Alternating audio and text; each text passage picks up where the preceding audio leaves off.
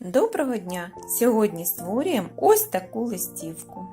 Нам необхідні такі матеріали та інструменти: насіння гарбуза, фарби, пензлик, бусинки, зубочистки, клей та аркуш картону. Насіння гарбуза розфарбовуємо різними кольорами. Я розфарбувала в жовтий, рожевий та червоний і обов'язково зелений для листочків.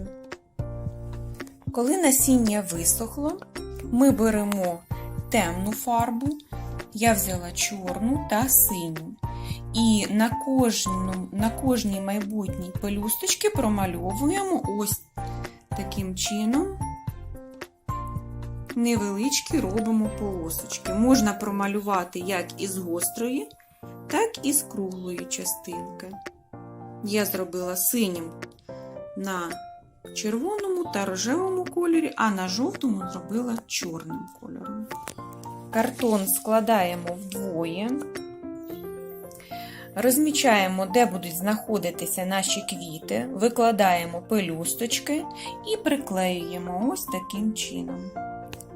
Беремо зелену фарбу і промальовуємо стебла наших квітів. Приклеюємо листочки, робимо серединки з бусинок і прикрашаємо ось таким бантиком. І наша листівка готова. Дякую за увагу і всього найкращого!